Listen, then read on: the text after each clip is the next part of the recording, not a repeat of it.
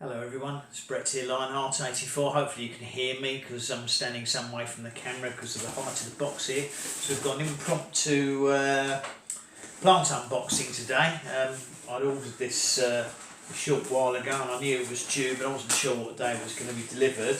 But I thought you might be interested to see what I thought, because as you're probably aware, it's now got very difficult to, if not impossible, to get any plants from Europe. So I'm really only looking for mostly, well, I'm not really looking for anything at all, but if I come across something very interesting like this, which is available in this country, then obviously I'm going to go ahead and get it. But I'm really interested in stuff that's hardy and can go outside now, because I simply haven't got any room. I haven't got any room at all for any more plants inside. As it is, I've had to put some plants out in the shed, which haven't really done them any favours. So let's see if we can open this up reasonably quickly so you can see what I've got for anyone that's interested.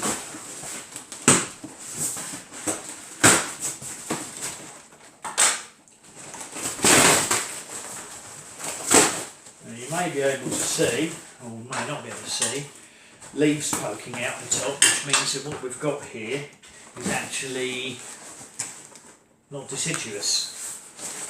So that might tempt your interest. It's quite unusual to get something hardy that's also evergreen, especially when it's really unusual. Okay, see if we can get this bad boy out. Okay, so what we have here, for anybody who hasn't recognised it yet, is a carob tree. Now this produces those pods. It's grown in quite a few Mediterranean countries.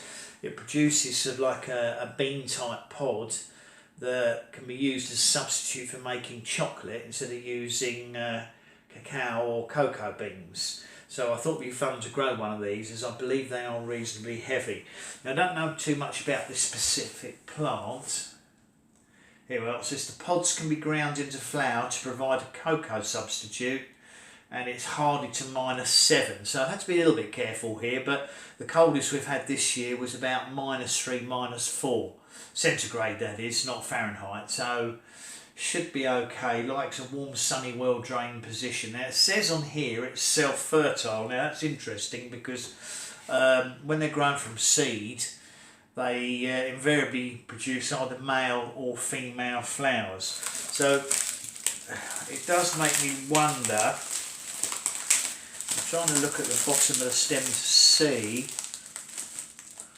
Trying to see if this is a grafted plant. Now I can't clearly see any sign of grafting at the bottom, so I'm in some doubt as to how they can be sure this is a self-fertile plant. This has actually come from Victoriana Nursery, and I wouldn't be surprised with them if it turns out not to be self-fertile, because I find it a little bit unreliable in their claims made for their plants. But I'll just move it close so you can see the leaves again. And that's a carob tree. I can't remember the Latin name at the moment. Let's see if I can get this label a bit tidied up, because it's compressing the stem.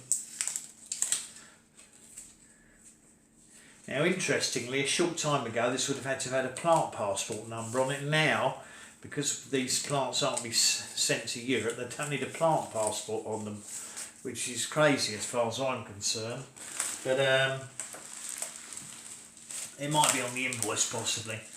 But that was my unboxing for anyone that's interested.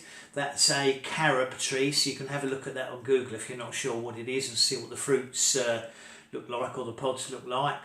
But it's a new addition to my collection. I'm going to be growing this in a container, as with most of my other container fruits, because I haven't got any ground space, to plant it.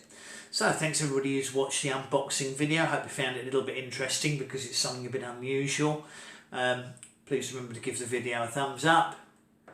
Obviously you can share it with anyone you think might be interested in this unusual tree. Please remember to subscribe to my channel if you haven't done so already. And also, if you do click on the bell, you should be notified on new videos as they come out, which will of course include updates on this carob as well as my other plants. So I'll catch up with you all soon. But out for now, thank you very much for watching again.